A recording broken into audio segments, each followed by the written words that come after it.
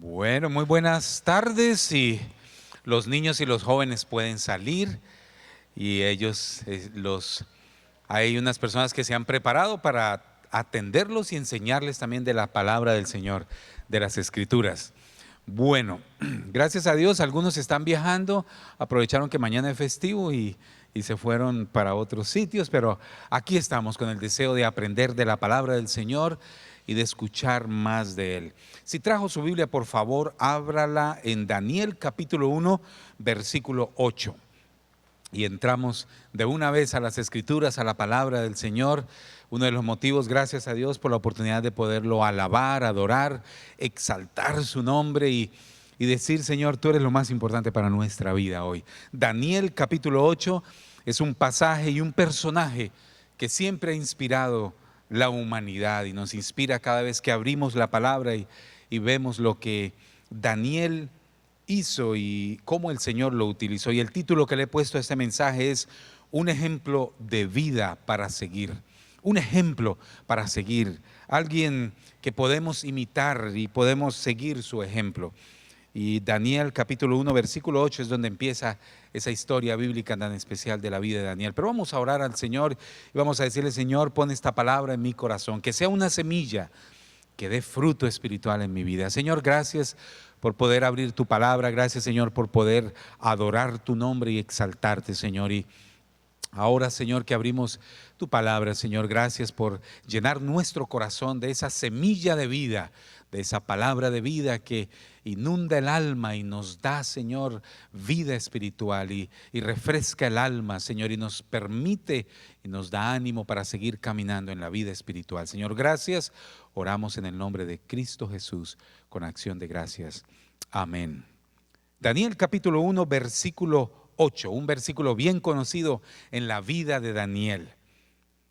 Y Daniel propuso en su corazón no contaminarse con la porción de la comida del rey, ni con el vino que él bebía. Pidió por tanto al jefe de los eunucos que no se le obligase a contaminarse. Un versículo bien conocido. Me acuerdo yo escucharlo desde muy niño. Y nos lo enseñaban, y el pastor de jóvenes y de niños nos lo enseñaba y nos decía: hay que ser como Daniel. Siempre para mí ha sido un ejemplo la vida de Daniel. Más adelante en el capítulo 1, versículo 17, dice: a estos 4 muchachos Dios les dio conocimiento e inteligencia en todas las letras y ciencia, y Daniel tuvo entendimiento en toda visión y sueños. Qué ejemplar de jovencitos. Aproximadamente se dice que tenían de 14 a 17 años, muy jóvenes. Sin embargo, tenían un propósito claro. Propuso en su corazón no contaminarse. Y ahorita hablamos más de este pasaje.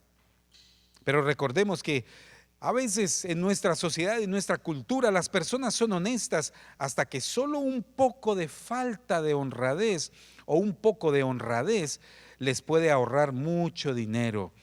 O una falta de honradez les puede ganar ventaja sobre otros. La gente sabe que algo está definitivamente mal, pero por el bien de la paz cubren aquella cosa y no dicen nada. La gente hará un acto en contra de su reclamo de convicciones cuando se le pide a alguien que haga o admire temas o cosas, busquen cosas a su favor. La gente no dirá lo que realmente debiera decirse si siente que pueden perder algo que consideran de valor. Siempre nos estamos mimetizando, se dice. No decimos porque la paz. No hacemos por eso. Y estamos en una sociedad así, ¿no es cierto? Todos deben pensar como quieren. La libertad de pensamiento. No queremos ofender a nadie. Ni en la escuela, ni en las universidades. Y andamos muy así porque es lo que nos exige la cultura en la cual vivimos. Bueno, Daniel estaba en medio de todo eso y sus 4 amigos. Pero mire lo que pasó en las Escrituras. Algo hermoso de la Biblia es que nos presenta a los personajes como son. Humanos, caen, pero Dios los levanta. Por ejemplo, Adán perdió la ley de Dios, siguió el pecado de su esposa y perdió el paraíso. Abraham comprometió la verdad, mintió acerca de Sara, su esposa, y casi la pierde a ella, casi pierde a su esposa. Sara comprometió la palabra de Dios, envió a Abraham a tener un hijo con Agar, la sierva, quien dio a luz a Ismael, y perdió la paz del Medio Oriente hasta estos días. Esaú comprometió su bendición por una comida que preparó su hermano, porque Esaú tenía mucha hambre y perdió su bendición, el derecho de nacimiento, el primero. Saúl comprometió la palabra divina y mantuvo a los animales que Dios le había mandado a destruir, y perdió esa semilla real. Aarón comprometió su convicción sobre la idolatría, y él y la gente perdieron el privilegio de la tierra prometida. Fue lo que pasó con Aarón. Sansón, ¿te acuerdas? Sansón el fuerte comprometió la devoción justa como nazareno, y la comprometió con Dalila, y perdió su fuerza, perdió sus ojos y perdió su vida. Israel comprometió los mandamientos del Señor, vivió en pecado y perdieron las bendiciones de Dios. David comprometió las normas morales divinas y adulteró con Betsabé, asesinó a Urías, su esposo, y perdió a su hijo. Salomón comprometió sus convicciones, se casó con esposas extranjeras y perdió todo el reino. Acab comprometió su santidad al casarse con Jezabel y perdió su trono. Israel comprometió la ley de Dios, entró en pecado y la idolatría y perdió su tierra natal. Pedro comprometió sus convicciones acerca de Cristo y lo negó y perdió su alegría, su gozo. Judas comprometió su oportunidad y el supuesto amor por Cristo por 30 piezas de plata y perdió para siempre su alma. Una y otra vez en las Escrituras. O por dinero, o por estatus, o por cuidado, o por cosas se pierden tantas cosas. Pero Daniel no. Daniel dijo: yo propongo en mi corazón serle fiel al Señor, aunque era joven. Sabe que a veces la madurez y la seriedad con el Señor no depende de la edad. Ahí lo encontramos, por ejemplo. No depende de lo exterior o del sitio, depende de lo que hay en el corazón. Y Daniel propuso en su corazón varias características de Daniel. Número 1, el carácter de Daniel fue formado como el diamante bajo presión. Daniel tenía un carácter bien establecido. Nabucodonosor, el rey de Babilonia, que ahora gobernaba prácticamente la mayor parte del mundo. Nabucodonosor, el gran Nabucodonosor, viene contra Israel y Judá, lo asedia y se lleva cautivo a todo el pueblo, entre ellos a estos jóvenes. En esa serie de deportaciones, la primera que ocurre es durante el tiempo de Joacín. Los cautivos son llevados a Babilonia, y el libro de Daniel comienza con una nota muy triste. Daniel capítulo 1, 1 y 2. Dice: en el año tercero del reinado de Joacín, rey de Judá, vino Nabucodonosor, rey de Babilonia, a Jerusalén y la sitió. Y el Señor entregó en sus manos a Joacín, rey de Judá, y parte de los utensilios de la casa de Dios, y los trajo a la tierra de Sinar, a la casa de su Dios, y colocó los utensilios en la casa del tesoro de su Dios. Nabucodonosor tenía muchos dioses, y fue y se robó el tesoro de la casa de Dios de Judá, y se llevó los utensilios y los puso en las casas de sus diositos, dioses pequeños. ¿Qué quería hacer él? Nabucodonosor tenía muchas intenciones, un hombre muy inteligente. Pero aquí vemos la tristeza del pueblo judío. El pueblo judío se le había advertido por mucho tiempo a través de los profetas. Los profetas por muchos años le habían dicho: Israel o judío, pueblo judío, vuelve a Dios. Mira, lo que estás haciendo es pecado. Y una otra vez a través de los profetas. En Jeremías 25:3 dice: 23 años ha venido a mí palabra de Jehová, dice Jeremías el profeta, y he hablado desde temprano y sin cesar, pero no oísteis. 23 años el profeta en medio de ellos. Y les decía: vuélvanse a Dios, vuelvan a las Escrituras, busquen de Dios. ¿Y qué hacía el pueblo? No escuchaba. Se iban por sus caminos. Y eso, Jeremías fue antecitos de cuando fueron llevados cautivos a Babilonia, pero antes estuvieron otros profetas, Isaías, Ezequiel, y ellos les compartían. Isaías habló más de 100 años antes, les decía al pueblo judío: arrepiéntanse y vuelvan al Señor. Sí, la misericordia de Dios es mostrada ahí, pero ellos no obedecieron. En segundo lugar, les advirtió a través de los asirios. Los asirios eran un pueblo muy fuerte que vinieron e invadieron a los judíos. Y se acuerda la época de Sansón y de los jueces, era la pelea contra los asirios, porque ellos venían y los atacaban y siempre luchaban. Sí, Dios a veces envía cosas a nuestra vida para llamarnos la atención, ¿no es cierto? Es la gran lección que se ve ahí. Los asirios, aunque eran enemigos del pueblo judío, fueron enviados como instrumento de Dios para ver si entendían finalmente. A veces llegan cosas a nuestra vida con ese propósito. A ver si levantamos la cabeza y miramos al cielo: oh Señor. Y los judíos no lo entendieron tampoco. Y finalmente Dios les advierte, llevándose el reino del norte al cautiverio. Deberían haber aprendido cuando vieron lo que sucedió con el reino del norte y Jeroboam, el rey del norte. Resulta que el reino judío o los israelitas se dividieron en dos. Y siguió la casa de Judá y el pueblo judío siguió con esta área, digámoslo así. Y algo pasó con los del norte. Vinieron y los invadieron y los asesinaron y los acabaron. Y se desaparecieron literalmente ese pueblo del norte. Y este pueblo aquí de Judá debió haber pensado: uy, mire lo que pasó con ellos. ¿No es cierto? Uno dice, dígame si eso no es una advertencia cuando uno dice: uy, mejor me porto bien porque mire lo que le pasó a esta persona. A mí me ha pasado a veces. Voy yo en mi carro rápido y se me olvida mirar la velocidad. Cuando veo que un policía le sale adelante al otro, ¿y qué hago yo de una vez? Uy, bajo la velocidad. Es una advertencia, me pasó esta semana. Iba yo rápido, cuando veo que el policía le salió al otro: uy, Señor, gracias, porque mejor le bajé la velocidad al mío. Me advirtió ese caso ahí al frente, pero ellos no vieron eso. Dios les estaba advirtiendo. Y ahora Nabucodonosor entra a Babilonia y se lleva al pueblo cautivo y saca los utensilios de la casa del Señor donde adoraban al Señor y se los lleva. Eran utensilios de oro. Y se los lleva para su pueblo y se los pone a sus dioses pequeñitos, los de Nabucodonosor. Nabucodonosor le quería hacer entender al pueblo que ya Dios no estaba con ellos, que Dios los había defendido contra los asirios, pero ahora ya no, que Dios lo había traído desde la tierra a la tierra prometida, pero ahora ya no estaba con ellos. Era el mensaje que Nabucodonosor quería enviarle. Si ve, ahora yo puedo robarle las cosas a su Dios. Ahora su Dios ya no los cuida, no los quiere. Era lo que él quería decirle: ya no los defiende más. Es el mensaje de Nabucodonosor.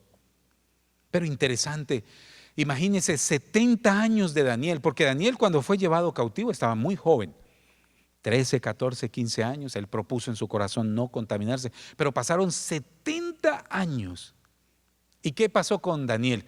¿Se le había perdido la fe ya? 70 años y lo encontramos orando con su rostro hacia Jerusalén. Porque él sí creía que Dios estaba con él, porque él sí amaba a Dios.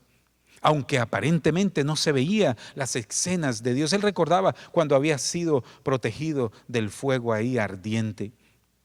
Los historiadores indican que había entre 50 y 75 de estos jóvenes que Nabucodonosor se llevó de Judá para Babilonia, y él escogió los mejores, los hijos de reales, aquellos bien estudiados, bien elocuentes, y él quería entrenarlos. Nabucodonosor quería entrenar a estos jóvenes en sus tribunales y en sus palacios para ayudarlo a administrar los asuntos judíos, porque ya tenía en mente que había de convertir a Judá en un estado que era avasallado de Babilonia. La idea de Nabucodonosor era terminar de conquistar el mundo y que los judíos le ayudaran a reinar el mundo. Por eso escogió a los mejores. Dígame si no es inteligente. Tiene sentido común lo que hizo Nabucodonosor. Escogió a estos jóvenes de 17, 14 años, 18, para convertirlos en caldeos. Platón, el filósofo, habló de la educación de los jóvenes en Persia, que comenzaba a los 14 y terminaba a los 17 años.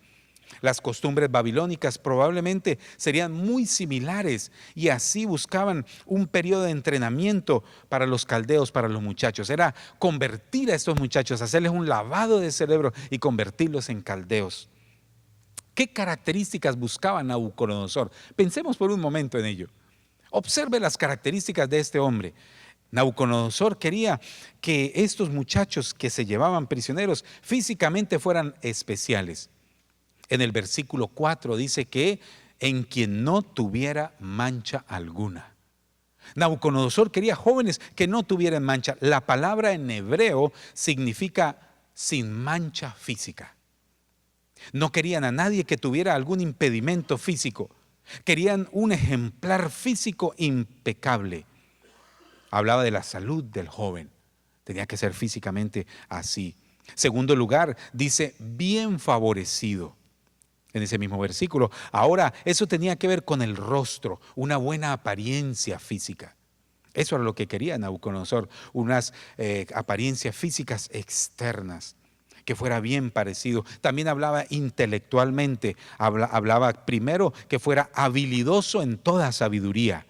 Esto significa superior intelectualmente, altamente inteligente, con capacidad para hacer distinciones, capacidad para tomar decisiones, la capacidad de aplicar la verdad a situaciones específicas. En segundo, hablando de lo intelectual, Nabucodonosor quería a estos jóvenes que fueran dotados de conocimiento, que conocieran muchas cosas, que tuvieran el aprendizaje correcto, que pudieran correlacionar todo ese conocimiento para tomar buenas decisiones. Y finalmente, hablando de la parte intelectual, Nabucodonosor quería que estos jóvenes pudieran pararse en el palacio del rey, decía él. En otras palabras, que fueran agradables socialmente. ¿Sí ve Nabucodonosor la idea que tenía? Físicamente, de rostro, socialmente, intelectualmente, capacitados en todas las cosas. Eso era el ejemplo que él quería. ¿Y qué de lo espiritual?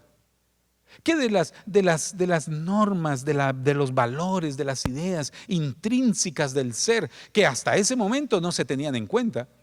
Porque Grecia, ¿qué era lo que promulgaba? Lo mismo, la belleza, la perfección externa. Los asirios, lo mismo. Los filósofos hablaban de eso. Y ahora, por supuesto, Babilonia, que gobernaba el mundo, también quería lo mismo.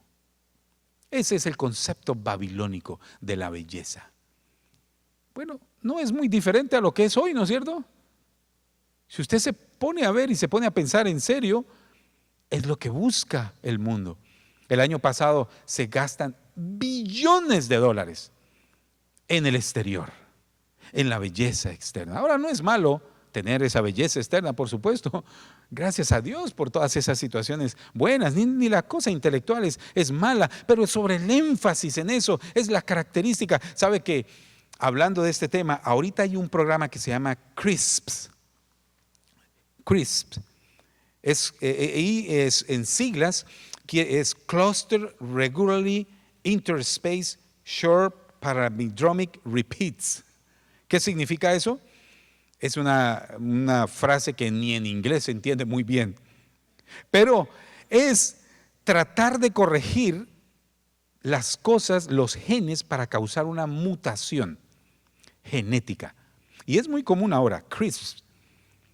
Se inició para corregir las enfermedades que se detectaban en el ser humano, y corregirlas y mutarlas hacia bien. Pero ahora ya hay un gran movimiento científico en el mundo donde usted puede escoger el niño que quiere, el color de ojos, el color de cabello, la altura y las cosas. Y entonces la idea es manipular genéticamente a ese ser y convertirlo en lo que usted quiere y tener el hijo que quiere. ¿Qué le parece? Científicamente está ahí. Si usted entra a internet y le da CRISP, está toda la información de los involucramientos científicos. Y vivimos en un mundo donde la apariencia es fundamental. Es lo que quería Nabucodonosor. Daniel, a pesar de toda la presión y sus cualidades exteriores, porque Daniel tenía esas cualidades, por eso fue escogido. Sin embargo, tenía una cualidad interior que en aquella época no se hacía nada de énfasis. Un joven que dijo: no me contamino con Babilonia, ni con la filosofía de Babilonia. Lo de Babilonia es una filosofía. No se trata de qué comes o qué no comes o si haces ejercicio. No, no, no, no es eso. Es la filosofía babilónica, donde se hace un sobreénfasis en las cosas exteriores. ¿Y qué del alma? ¿Qué del corazón? ¿Qué de los valores? ¿Qué de las ideas? ¿Qué de aquella cosa que en última es la que hace a un hombre perfecto en el corazón y en su vida? Daniel tenía carácter. Daniel tenía un propósito claro, servir a su Dios. Daniel tenía un teachable point of view. Y lo hablamos en el grupo de liderazgo. Teachable point of view es un punto de vista enseñable, donde usted sabe las ideas que tiene, los valores y la energía para enseñarlo a otros, donde usted en su corazón sabe quién es y qué quiere. Daniel tenía temor a Dios, conocía y era fiel a su Dios, al Dios de sus padres, de los padres hebreos, de Isaac, Abraham, Isaac y Jacob. Sí, Daniel sabía quién era.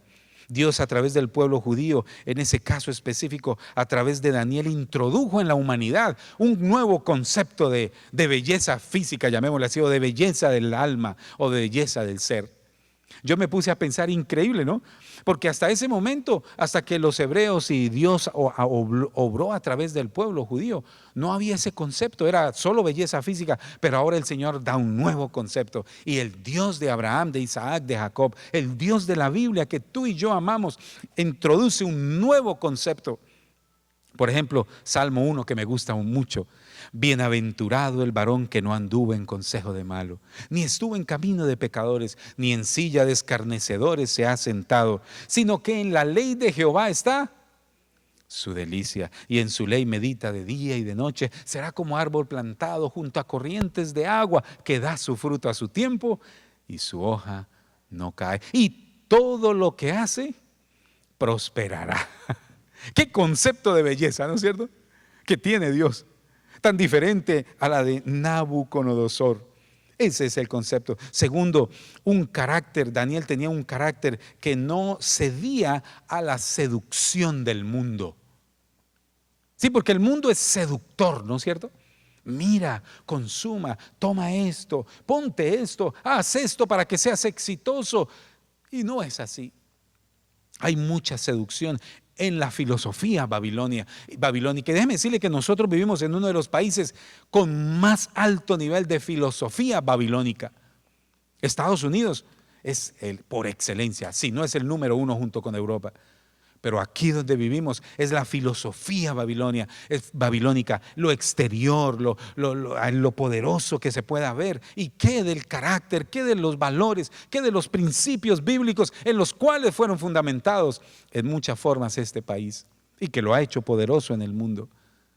El día que se dejen más y más, entonces llegaremos a la ruina social, y es lo que está sucediendo. Pero el carácter es fundamental. Lo que se está enseñando en las escuelas públicas, en las universidades, en todos estos pro agenda social. Pro agenda social. Oh, ¿cómo es? Sí, por aquello que tiene que ver con el bien común. Sí, pero a veces ese bien común está bloqueando los principios del Señor, y entonces estará mal ese bien común. ¿Por qué? Porque entonces se habla de que no hay principios, no hay valores, no hay esos fundamentos de principios bíblicos. ¿Dónde quedan ellos? La agenda, tenemos que tener cuidado con la agenda social, de no ofender a nadie, es lo que se nos dice. Pero no fue lo que le pasó al pueblo judío, y fue lo que Dios tuvo que traer a hombres, a profetas, y decirles y recordarles de los principios de la palabra del Señor. Cielo y tierra pasarán, pero mi palabra no pasará. ¿Sí ve? Un carácter bien formado, tenía un entendimiento fundamental. Hoy vivimos en la filosofía epicúrea. ¿Sabe que la filosofía de los epicúreos era la filosofía del placer a toda costa? Era algo parecido a la filosofía helenística. ¿Qué es lo que mueve ahora a los muchachos hablando generalmente? Placer. Placer a toda costa. Trabajo para el placer, vivo para el placer. Lo que me produzca placer. No, estás mal. Es una filosofía que llevó a Babilonia a la ruina y llevó a Roma a la ruina total. Cuando Roma empezó a hacer énfasis en la belleza, y usted ve en hablando de la belleza, recuerdo en este momento lo que leí acerca de el hombre más bello del mundo, de acuerdo a esa época. Era los romanos. Los romanos entonces, y se hizo muy famoso esta persona, se me olvida ahorita el nombre de él, pero era un joven de 14, 17 años. Y el emperador Adriano iba por su imperio en Roma. Y un día vio a este joven. Y entonces dijo, es el joven más bello del mundo. Y se lo llevó para el imperio. Y allá entonces el muchacho estaba y todo. Y después a los 20 años murió. Iban en una carroza y lo mataron. No se sabe qué fue lo que sucedió. Pero la historia dice en Roma que el joven más bello del mundo se suicidó porque ya llegó a los 20, entonces ya no era el más hermoso. Esa es una historia. Otros dicen que alguien tuvo mucha envidia porque el emperador Adriano se lo llevó para el imperio y lo asesinó. Otros dicen que fue asesinado de una manera u otra, o sea, él se suicidó. No se sabe exactamente qué pasó, pero Adriano, el emperador, cuando supo que murió el muchacho, entonces mandó a hacer cientos de estatuas de él, de cuerpo entero y así nomás la parte de arriba. Y las distribuyó por todo el imperio romano. Y lo nombró Dios. Ya el muchacho había muerto, lo nombró un Dios pequeño, porque era el hombre más perfecto del mundo. Y pidió que lo adoraran. Pero el problema es que el reino se le estaba dividiendo, porque muchos decían, ¿cómo es que un plebeyo, alguien que es así, que porque es hermoso es un Dios? Entonces hubo ese problema grandísimo político. Algunos dicen que el mismo Adriano lo mandó a matar para tratar de unir el reino bajo ese pensamiento de la belleza. Sea como sea, terminó mal y acabó con una mala historia. Pero Nabucodonosor quería que estos jóvenes fueran así. Y hablando de lo que aprendieron estos jóvenes, aprendieron de astronomía, de astrología, de matemática, de tantas cosas, de los jardines colgantes de Babilonia, ¿se acuerda? De todo eso tan grande que tenía. Nabucodonosor quería enseñarles también a esto. En Babilonia se hablaba mucho de la fabricación del vidrio. Ellos sabían manejar el vidrio y hacer figuras con el vidrio. De todas maneras, Babilonia era grande, pero Daniel no se dejó seducir.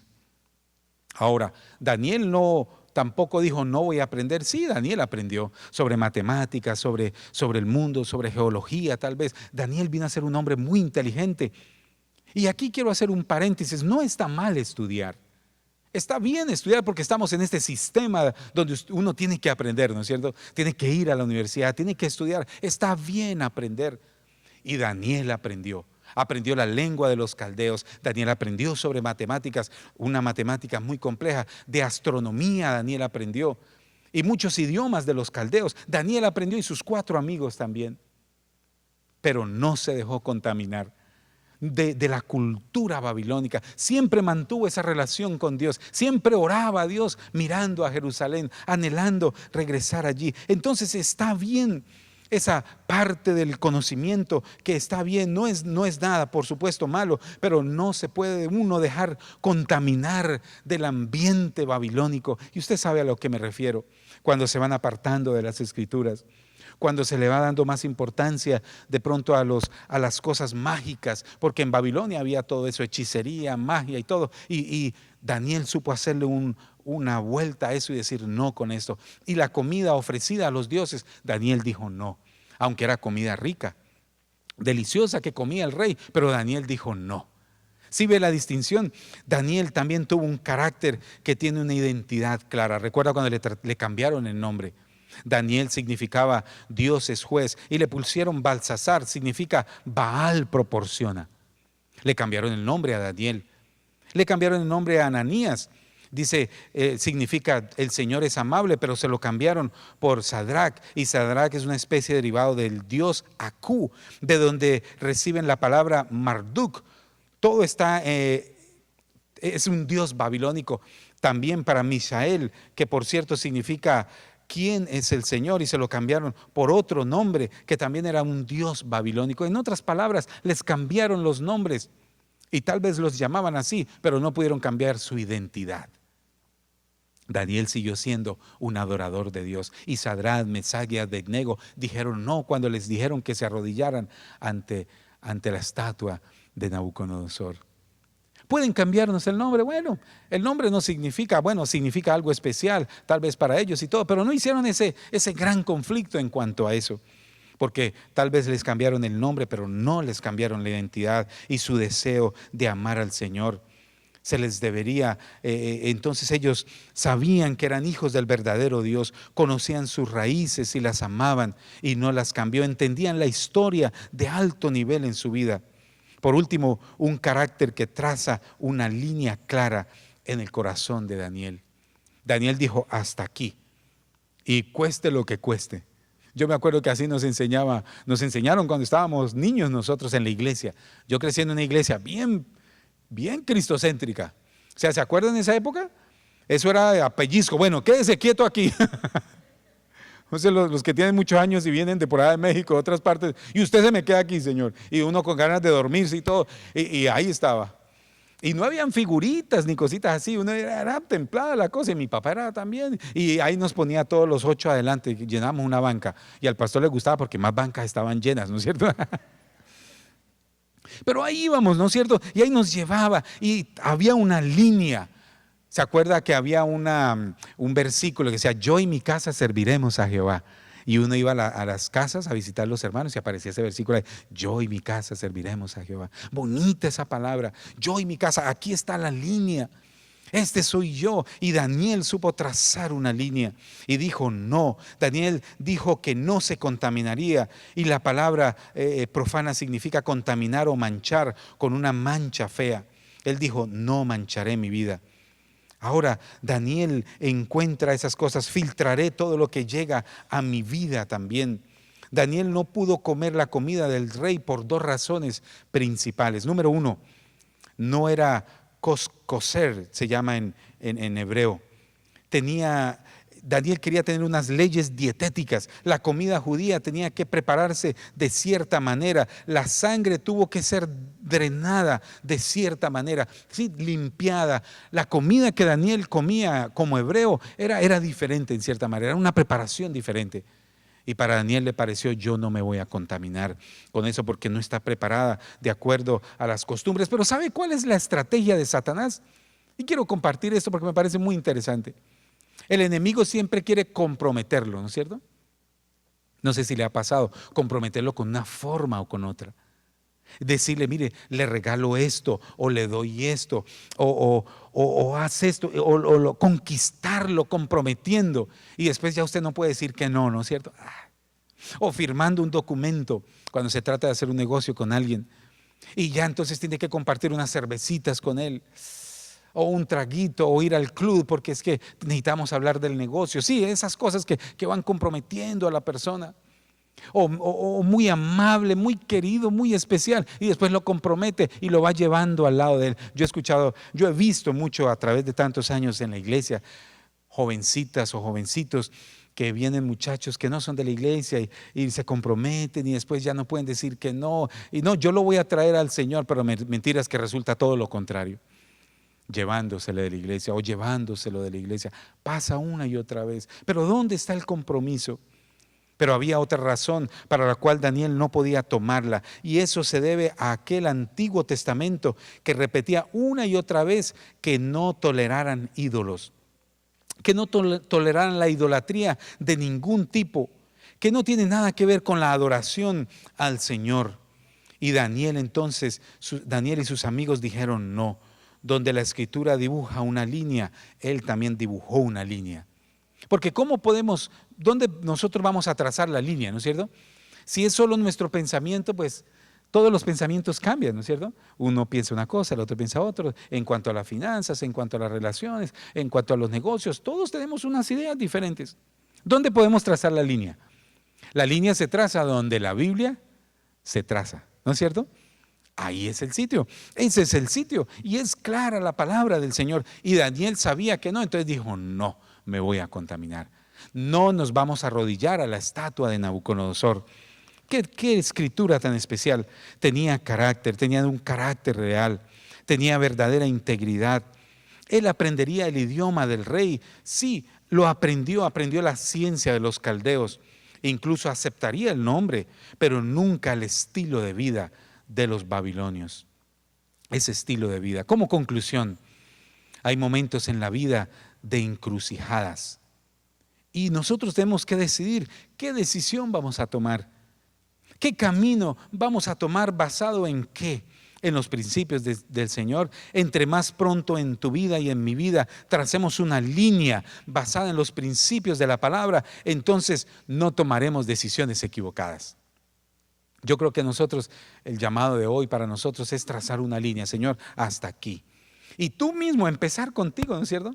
¿Qué líneas vas a trazar tú? ¿Qué líneas de carácter? ¿Qué cosas vamos a nosotros a trazar en nuestro corazón?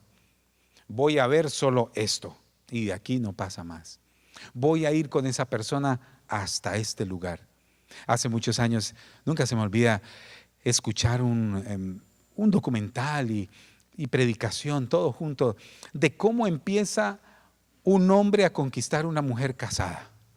O lo contrario, una mujer casada a un hombre. Y cómo es sutil el enemigo. Y cómo empieza con un toquecito aquí. Ay, tan bonita que estás, un toquecito aquí sencillo. Una florecita, una chocolatina, una invitación sencilla. Pero ¿qué tiene de malo? Y así empieza. Esa es la seducción de Babilonia. Es ahí donde caemos. Y todos tenemos que estar pendientes. Daniel dijo, aquí no me va a tocar. No voy a recibir una chocolatina en lugar de trabajo. No me diga que estoy hermosa, que estoy linda, porque usted no tiene por qué decirme eso, señor o señora. ¿Sí ve? ¿Dónde está la línea? O nos va a dar timidez. Ay, no, qué pena. Ay, tan rico que se siente, ¿no es cierto? No. Y el que juega con candela, ¿qué es lo que dice? Se quema. Bueno, sí, lógico, se quema, ¿no es cierto? Se me olvidó la segunda parte. ¿Sí? Bueno, es otra cosa que dice, no me acuerdo bien, pero no juguemos con eso. Daniel tuvo un límite, ¿no es cierto? Dijo una línea y la trazó. Tenemos nosotros esas líneas trazadas. No voy a ver este tipo de películas. No voy a escuchar este tipo de comentarios. Voy a ser diferente. Y sabe que ese es un hombre de valor. Esa es una mujer verdadera. Ahí es donde está la verdadera religión. Ahí es donde estamos lo que somos. Es ahí donde le vamos a dar cuentas al Señor. Dios nos está mirando, ¿no es cierto? Ese es uno de los principios que me enseñó mi papá y yo creo que es uno de los mejores que yo recuerdo cuando hablo este tema de la santidad. Mi hijito, Dios lo está mirando. Dios lo está mirando donde esté. Y yo siempre, bueno, aquí hay que portarse bien, donde sea. Es cuando estamos solos, es cuando nadie está mirando, es ahí en el momento que somos hombres de valor, mujeres de valor, realmente hijos e hijas del Señor. Es ahí donde tú le dices y le entregas tu vida al Señor. Es ahí donde eres prosperado, es ahí donde tu vida y tu corazón se llena del gozo del Señor, de la esperanza del Señor. Porque una vez vences esa tentación, vas a ver el gozo y la alegría de servir al Señor. Oh, Daniel estaba feliz. 70 años. Y lo más increíble es que parecía que Dios, ¿verdad?, los había dejado. Yo hubiera pensado eso. Usted también. 70 años y no había ningún super milagro espectacular. Estaban todavía en Babilonia. Dios no los había dejado porque había puesto a Daniel ahí en lugar de privilegio y él se encargaba de cuidar al pueblo judío. Pero él oraba y seguía orando 70 años. ¿Cuántos años tienes tú? ¿Piensa que Dios te ha dejado? No, Dios está pendiente. Dios está observando. Dios no para responderte lo que tú quieres. Déjame decirte que ese no es el propósito central de Dios para tu vida, darte lo que tú quieres, como un mesero que tú le pides lo que quieres y el mesero viene y te lo traes. No. Lo que Dios quiere es formar un carácter en ti. Lo que Dios quiere es hacerte un hijo, una hija verdadera, que en las buenas y en las malas le sirves al Señor. Donde, como dijo el apóstol, he aprendido a contentarme cualquiera que sea mi situación. Sé tener en abundancia y no me afecta, y también en escasez. Abundancia y escasez. Libre en este hermoso país y lleno de bendiciones, o en mi propio país, en las montañas, siendo asediado porque predico el evangelio, también feliz y gozoso en el Señor. Con mucho o poco, teniendo lo que tenga, Señor, gracias porque te serviré. ¿Dónde está tu línea? Daniel lo hizo muy bien. No comeré esa comida entregada a los ídolos. Y Dios lo protegió, y Dios los llevó a grandes modelos de liderazgo ahí en Babilonia. Solo estuvieron esos años ahí en Babilonia, y después regresaron nuevamente a construir los muros de Jerusalén y a seguir el proyecto de Dios, de la vida de Dios y el pensamiento de Dios a través del pueblo judío. Y Daniel fue un hombre tremendo. Yo pienso, para mi concepto, uno de los grandes hombres de la Biblia, porque fue un profeta en el Antiguo Testamento. El libro de Daniel es como el Apocalipsis del Nuevo Testamento. Un hombre que pudo ver desde esa época, ver todo lo que iba a pasar, como con un lente, en lo que iba a pasar con este mundo. Daniel nos vio a nosotros esta época de la iglesia, esta época de la gracia. Esta época la vio Daniel y la escribió a través de sus visiones que tuvo. Increíble la forma como Dios usó a ese hombre. Un hombre que puso una raya y dijo: aquí, Señor, porque tu palabra lo dice. Y yo sé que Dios te ha dado a ti a través del Espíritu Santo, y su palabra, que es tuya, el Espíritu Santo está dentro de ti, y la palabra del Señor. Y con humildad nos acercamos a ella y decimos: Señor, te serviré y te seguiré, pase lo que pase, cueste lo que cueste, me amen o no me amen, solo o acompañado, con dinero o sin dinero, con abundancia o escasez, te seguiré hasta el final. Gracias al Señor. Oremos al Señor por un momento, y ahí como estamos, concluyamos hoy y diciéndole: Señor, gracias por tu palabra y gracias por ese principio, Señor, que llena el corazón de esperanza y de fe y de abundancia y de gozo y de alegría. Señor, gracias, Padre, porque ahí tú nos permites, Señor, pararnos en fe en tu obra y en tus principios. Señor, gracias porque hoy yo y nosotros nos decidimos, Señor, a seguirte y a servirte. Gracias, Señor, porque estamos en una época que es privilegiada, Señor, en el contexto de la historia de la humanidad y de la teología, de la Biblia, Señor, del pueblo judío. Señor, ahora tú nos permites vivir en esta época, en este país, con tantas posibilidades, Señor, que podamos abrir nuestra boca y compartir y ser unos agentes de cambio y de bendición a otros, Señor. Gracias. Gracias por el privilegio de permitirnos disfrutar esta época en la vida de la humanidad, Señor. Y tú nos tienes con un propósito a cada uno de nosotros, tal vez en la familia, con los nietos, con los amigos, con los vecinos, aquí en la iglesia, Señor. Gracias, Padre, porque aquí estamos. Usa nuestras manos y nuestra vida para tu honra y para tu gloria. Si tienes la amabilidad de ponerte en pie, y a medida que nos ponemos en pie, tú le dices al Señor en tu corazón: Señor, aquí está mi vida, úsala para tu honra y para tu gloria. Yo sé que tú estás aquí porque tú amas las cosas de Dios. Tú estás aquí porque tú le das importancia a la palabra de Dios. Tú estás aquí porque deseas que el Señor llene más y más tu corazón del poder del Espíritu Santo. Señor, gracias. Gracias por cada persona aquí. Gracias por cada familia, Señor. Gracias, Señor, porque tú tienes planes y propósitos para ellos. Señor, llena su corazón de la visión tuya, Señor. Y que ellos vayan y toquen al necesitado, Señor, porque tú les has dado esa disciplina, esa virtud espiritual, esa santidad de decir: hasta aquí viene todo concepto que no sea tuyo, Señor, y aquí hago una línea en mi vida y desde aquí, Señor, te serviré, Señor. Gracias.